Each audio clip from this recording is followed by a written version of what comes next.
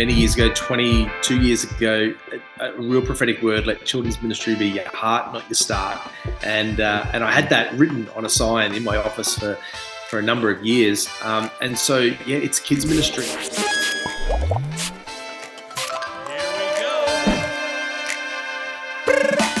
Well, a massive hello and welcome back to the Next Gen podcast. It is great to have you here with me today for episode number 5 of an infinite number of podcasts. I don't know how many we're going to do, but we are here, episode 5.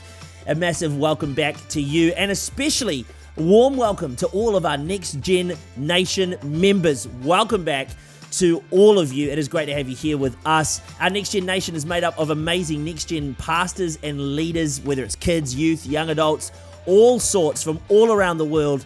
These are amazing people who have registered for free to be part of our Next Gen Nation. It's a community of Next Gen leaders, which we're really excited about some of the stuff that Annalise and I are cooking up behind the scenes. We're just currently working on admin and logistics, but we've got some exciting things planned for our Next Gen Nation, so keep your eyes peeled for that. If you'd like to be part of the Next Gen Nation, it's totally free to register, costs you nothing but a bit of your time. Head to the website harrysladennz.com and you can register for free to be part of our Next Gen Nation. Also, part of that, not only all the exciting things that we've got coming up into the future do you get to be a part of, but also you get free copies of the show notes and you get to ask good questions, which our Next Gen Nation basically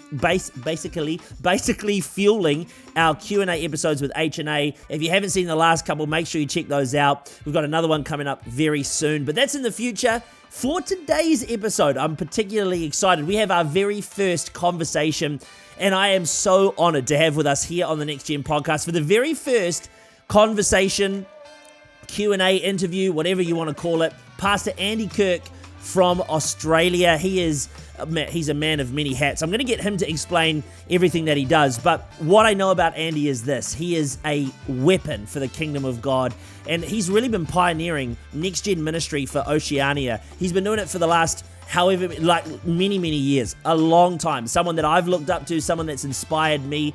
In New Zealand in 2023, we did a couple of roundtables with Andy in Auckland and Wellington. He's a massive blessing, and I know today is going to equip you, empower you, and inspire you to be a better Next Gen leader. So we're going to jump into the conversation. Andy will tell us a little bit about himself as well, but enjoy the next few minutes on the Next Gen podcast. Well, Andy Kirk, Pastor, Bishop, Reverend, which of those titles works for you? Well, depends if I'm trying to get upgraded on some sort of flight or meal at a restaurant. I don't know. Will any of them work? I'll take any of them work. It is fantastic. Thank you so much. None have not yet worked. Thank you so much for being here. It is fantastic to have you with us on the Next Gen podcast. I've given a little bit of background into who you are, but I'll be honest, I actually don't know all the hats that you wear. I feel like every time we talk, there's another hat. Yes. So what is it that you're actually doing? Because you're all over the place. You're killing the game. You're dominating. What is it? Tell the people what you do. Who are you? Who am I? I'm everywhere. Look, at heart, I'm a kids pastor. I mean, many years ago, 22 years ago, a real prophetic word: let children's ministry be your heart, not your start. And I had that written on a sign in my office for a number of years. And so, yeah, it's kids ministry. And here, 22 years later, I'm still doing this, but it's children. It's in that next year. It's in the families. And so currently, I'm working at a local church in Australia. It's called Glow Church. I'm the families pastor, and so across all of our locations, I look at our kids, our youth, our whole next gen space, our families, our parenting, and then that's part of the ACC movement. And so I'm the national director for kids ministry with the ACC. Awesome. So we have 1,000 churches that we help serve to coach, train, and equip in a number of different ways. And then through that, over the years, it's created partnerships and networks of other ministries that sort of fit in. And in particular, one of them is One Hope. And One Hope's message is to get the word of God into the hand of every child. And they do that through a number of printed resources as well as digital. And many of the listeners would have heard of the Bible app for kids. Yes. And then they partnered with Life Church, and Life Church made the curriculum. On the YouVersion app, there's Kids Bible Experience, and then there's a number of resource papers that are out there. And so in more recent times, the global youth culture is the brilliant research paper with a follow-up one called Family Matters. And so Right. in Australia, New Zealand, and this Oceania area, I'm a regional coordinator for them, which dovetails in with all of what we do with ACC and serving local churches. And then I serve globally with One Hope as well. Sit in a global kids ambassador role that sits in looking at strategies and trends and other things that are happening internationally within kids. So really blessed and fortunate to be in some of those rooms and spaces talking to some people about what that all looks like. And so that's sort of all the different hats I wear. It depends what day it is. But today I am Harry's guest. Harry Slade's guest. This is the best. How good's this? This is it's honestly, I'm so grateful for you. I'm grateful for our friendship. We've been doing life, I guess, a little bit more intensely over the last sort of year and a bit with the things that we've been doing, Annalise and I. But so grateful for you really pioneering the way, I think, in terms of kids ministry, and particularly now, I think Next Gen ministry around Oceania. It's a massive honor to get to know you more and spend more time with you, and it's fantastic to have you on the podcast. So thanks for making time.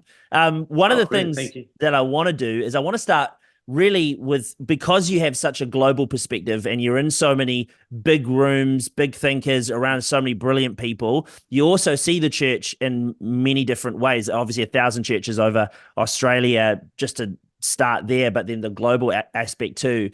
One of the big shifts I think that's coming, and I don't know if you agree, but it feels like there's a big shift towards building intergenerational ministries and not just building ministries within churches. What do you think about that? And what do you think, if you had like a big thought around that to help maybe the younger guys that are coming through to switch their mindset around from building their own ministry to building intergenerationally?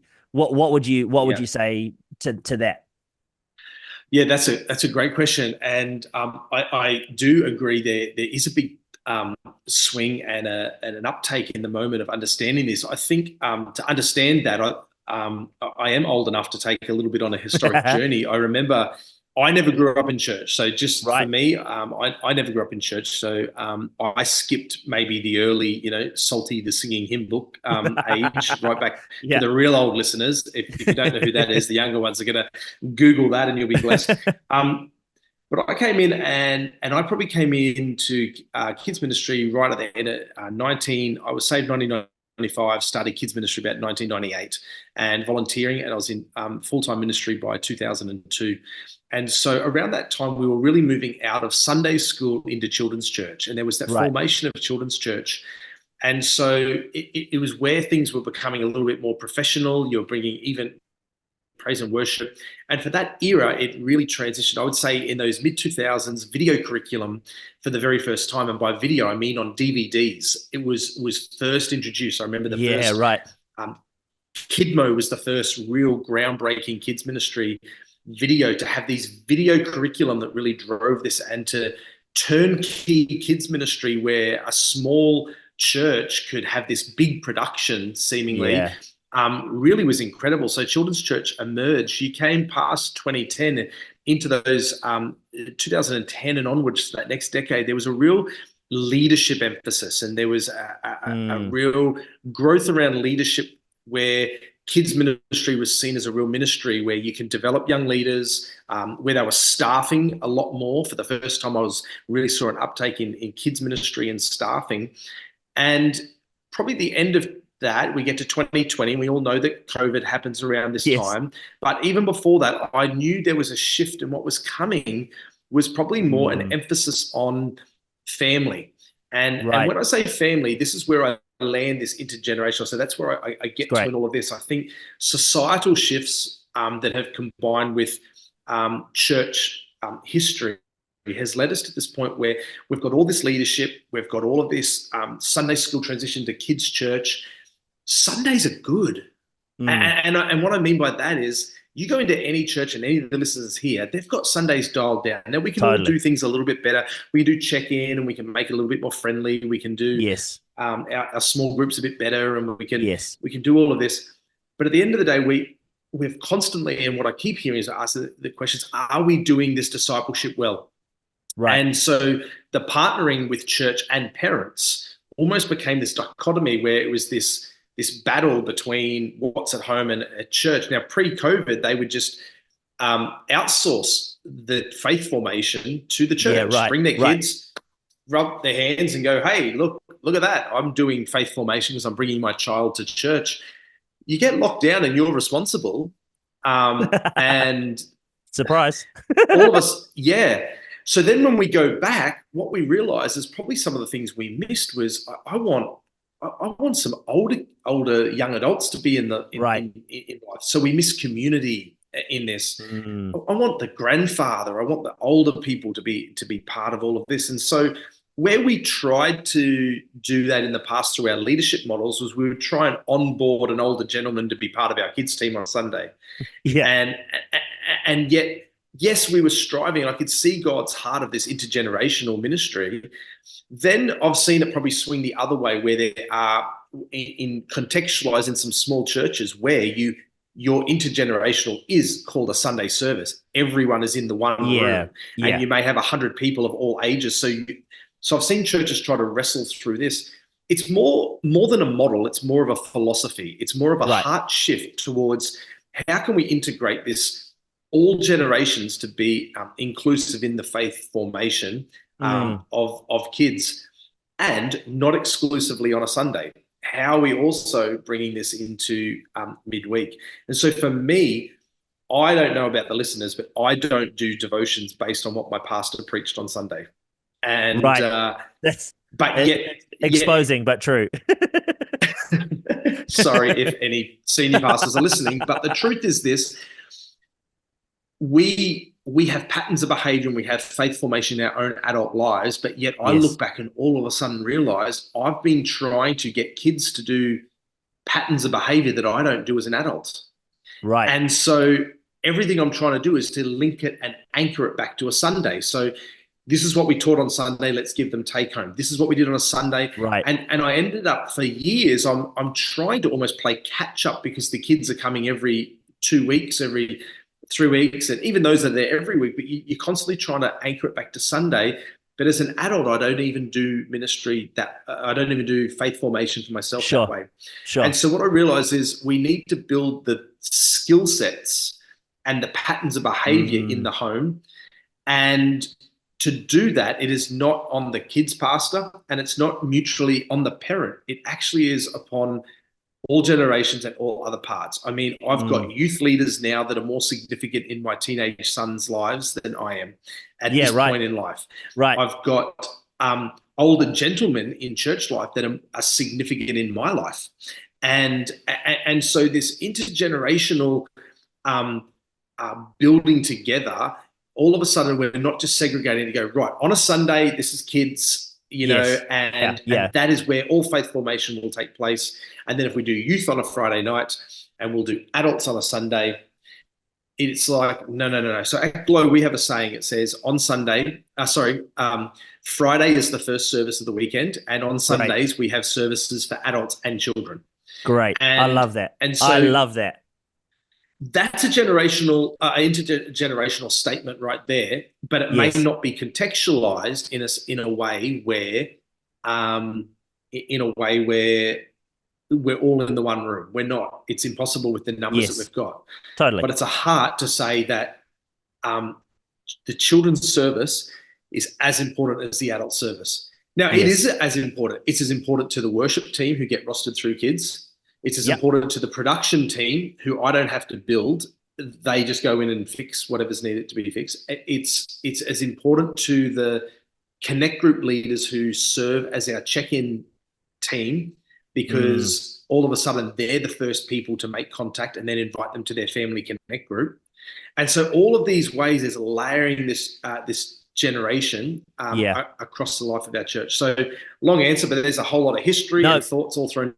Can we stay there at this last bit? I mean, you've said so much good stuff. There's so many points we could go on, but I think what you've just said is really important, because I think here in New Zealand, I think the church psyche is still, and maybe I'm speaking broad strokes, but I still think this is true. I think we still overvalue youth and young adults ministries, and we well undervalue kids ministries intergenerationally. So what do you do then if you're a young kids pastor, young kids leader? What do you do to help make that change? Because I think that's a significant change. You're building the church, the capital C church. Every ministry is important. Every service is important. Yep. So how do I, nuggety Harry, who's, first year Yep. on staff in a church, how do I help my senior pastor go on that journey? Because that's not a change I can make. Yeah. So how do I walk that journey? What would your advice be to younger leaders?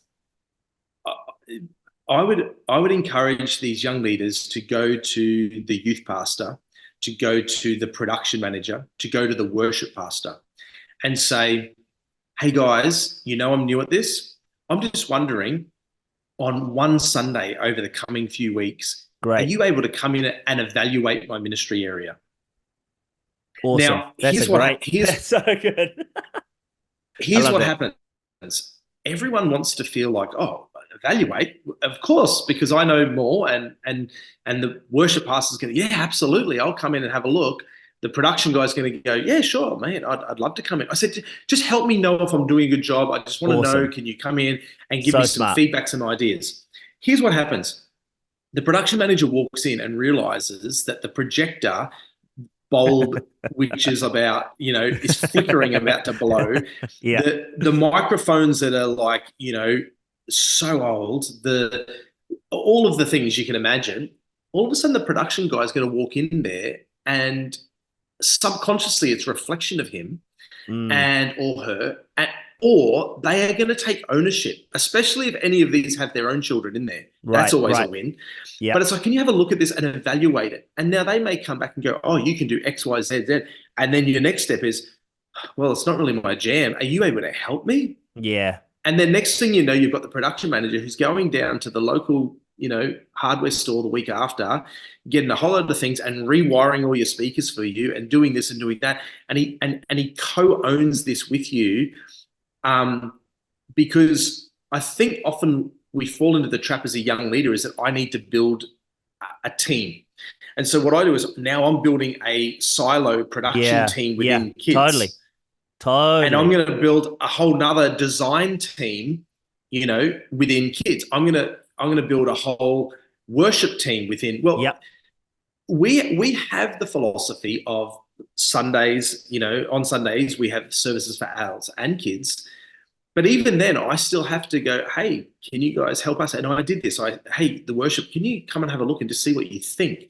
Well, all of a sudden they thought, well, we can do a little bit more. Hey, would it be helpful if we rostered through some of our new team members on who can play keys and even acoustic? Yeah, absolutely. Yeah. One of them that came through got an absolute heart for it and said, rather than serving in adults, can I stay here and build a team with some teenagers and some young, our upper primary age, elementary primary age, and they've built out a now creative team, because I think that people don't know what they don't know. And I think that when God can capture their heart, I mean, I don't know, for me, it's like I didn't have some angel river dance and call me into kids ministry. You know what I mean? In a flashing dream one night.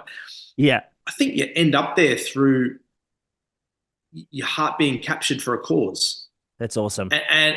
And so I think that if you can help these people let their hearts be captured in a cause, then they're going to not only just come on board, but then from there is where you can start to add and build teams and build that out. So invite them in to evaluate. That would be my advice. And I think that's such good advice, because what you're saying is effectively start small, build relationally. Start small. You don't need to build the biggest thing fast. Just start small. Invite them in and then build it relationally. And I think I'm hazarding a guess here, an educated guess, but even to help your senior pastor understand what you're doing, like invite your senior pastor in and say, hey, once this year, would you mind coming in and just evaluating, just having a look on the Sunday you're not preaching? Would you mind coming and just having a quick look? And I think that would help probably transition that church mindset too, because like you say, once the senior pastor understands the value of what his kids ministry is doing for the church on the Sunday, I'm sure that the senior pastor then is going to want to add more value and throw more weight behind it. I agree. And I'll add to that, with the senior pastor, you need to be telling them things that they're not asking. Okay. So you have to understand from a senior pastor's perspective, they are thinking production, worship, youth. kids finance. They're thinking through the building project that they're hoping to do, the missions projects. Yes. It's not that they don't value children's ministry. It is just that they trust you to lead it. Yeah, great. But what you need to do is you need to learn how to communicate up well. And so what I've always done from a young age is I've always reported more than what they've requested. Right. And so I give them testimonies. Child got healed this week. I tell that story because I bet my bottom dollar that within the next 2 weeks at a staff meeting, at a Sunday service, somewhere, the senior pastor is going to spit that testimony out and celebrate it. And so here's the thing. I'm just going to keep feeding him testimonies. I'm going to keep feeding him good reports. So I would find a way that whether it's an email, whether it's a text message or however you communicate with your leader, but every week give a report. If you already got a reporting structure, that's fine, but find another way to give good reports. Then what I'll do is on top of that, because you may say, hey, invite him in or her in, the senior pastors, but what I'd also suggest is include them in different projects. So say, hey, listen, can I do a quick video of you? Can you do this month's memory verse for us? Because we just want our kids, to know who you are. Because nothing's more awkward than for a senior pastor to go up to a child in the foyer when they in their senior pastor mind think they've got such elevated, relationship. Hey, little guy, how are you? And the kid just hides behind their parent like, who are you? Okay, that's awkward. But I'm not saying, it's this honor and we're just, bestowing beyond. They're just humans. No. They're the same as me and you. But what I'm saying is include them into it. And what happens all of a sudden, how'd the memory verse go? Yeah. Include them in. And then all of a sudden you're finding ways for them to have their curiosity provoked around what is happening within kids ministry. And I think if you're telling good stories, the production guy and the worship guy are then starting to talk about, hey, we're in kids and this is happening. They're talking. Yeah. You just have to find ways to let the good stories be told. Yeah. No, it's really, really good. We've only got a few minutes left on the podcast. So much good stuff in here. What I love about that is that you're talking about being intentional. And this is something you can do even if you're not a full-time or part-time staff member. Like if you're the volunteer who runs the kids ministry, that's still valid information. I think this is also true across kids, youth, and young adults. I think this is wisdom that can be applied across the board. So so grateful for your weigh-in. Would you say final quick thought on this? I think I know the answer, but this is maybe a question that people might ask as a follow-on here. Would you say this is true in terms of relating to family units? I think we need to probably have another conversation about how to better partner with families, but in terms of sharing wins and testimonies, like being intentional about that with families, it speaks volumes too. Would you say? Absolutely. I think that parents want to know. I think I was saying before, we're trying to link Sundays to midweek. I think they need to be standalone. And I think that the more we're doing, whether it's, the listeners here starting even their own parenting podcasts or putting out resources or simply getting their phone and sending out, emails and text get lost. You know what I mean? Yes, absolutely. If you can send a video once a month, hey parents, just want to let you know it's been an incredible month here at such and such kids ministry. But I tell you what, the greatest thing we're celebrating is the miracles that happened this week. Hey, such and such was healed, or hey, we're really believing for this, and so hey, over the next month, if you can continue to pray for whatever, I think if you include them in those ways, definitely tell those stories. Look to build resources to build those connections. With the families. I think the families are all of a sudden it's like, oh, okay. Research from One Hope, I mentioned it before, said that only it was 1/3 of parents completely do not feel confident in their parenting. Yeah. 2/3 feel adequate or okay. I mean, that's scary. There's not a high percentage where they're like, yeah, no, we're good. I think we just need to give a shot in the arm that the parents are doing you're doing a great job. Totally. You guys are brilliant. Share some testimonies, but then also help resource them to continue to do a great job. Yeah, I think we're going to have a part 2 of this conversation at some point and really drill down on that. I know I'm about to be a dad. You're obviously a dad with kids. And there's so much noise, so much information, so much false information. So I would love to, if you're keen to have another conversation at some point about drilling down on that. But for now, that is all the time that we have, unfortunately. Thank you so much for making the effort. It looks like it's a beautiful day where you are, so I'll let you get back out and enjoy the sun. But thank you Thanks, Harry. Awesome. Thank you for joining us on the Next Gen podcast. Love you very much. Hey, quickly, where can people find you on social media? We'll put it in all the descriptions as well. But if people want to reach out or touch base with you, what are the best avenues?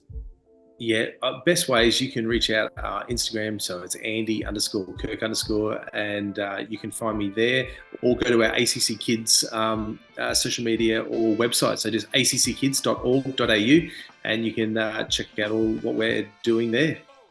Andy, thank you so much. I love you. I appreciate you. Thank you for being the very first guest on the Next Gen podcast. Thanks, bro. Cheers, man.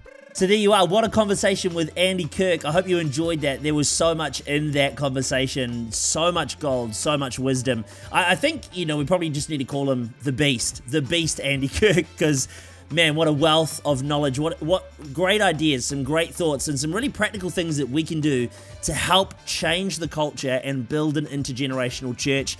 Some real quick next steps that you can do at the end of this podcast is just think about how you can involve your praise and worship team. Think about how you can involve your production team. I love what Andy says, and I love what Glow Church's motto is that we run services for every age group. Kids is not just another program. Youth is not just another program, and it's not something that they have to build on their own, but it's something that they can build together with the overall church. So I want to encourage you, think about that this week. Think about that as you've heard this podcast, as you've thought about that. Think about how you can be more intentional about inviting those people into your ministries and including your senior pastor. And also, I loved his thought there about over-reviewing, sending more review thoughts than what your leaders are looking for, and giving them more information to show how good your ministry is, how good your thing is. If you're a life group leader, that's also true. Don't just send your attendance in. Share the testimonies with your age group pastor. Let them know all the good things that God is doing in the lives of people that you are leading. We are in a generational shift. I was at a church recently. The only people that were having a manifest encounter with the power and the presence of God were 3 11-year-olds in the room who were just sitting there with their family in church because the kids ministry wasn't running. It was over summer, but they came down the front for prayer because God was meeting with them in a powerful, powerful way. I was talking to my pastor friend in Brisbane, and his church, he's seen a massive move of God with their young people as well. So I want to encourage you, don't just think that what you're doing is not important.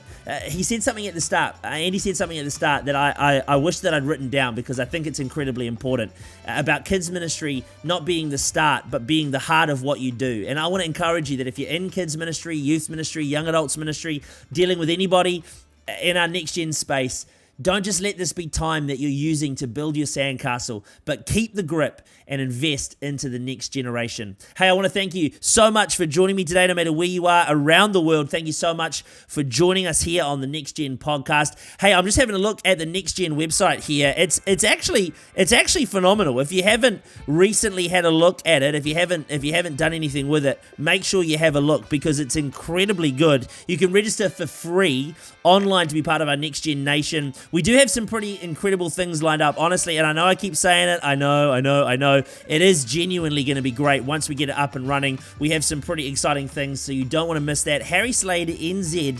HarrySladeNZ.com. That's the website. You think I'd know that off by heart by now. HarrySladeNZ.com. You can check that out and have a look at that. Make sure you check it out today. Hey, thank you also to all the Next Gen members who are sending in those questions. They are so incredibly valuable. The next time we see you here on the Next Gen podcast will be our opportunity to talk through some of those questions, which I'm really excited about doing and having a look at those.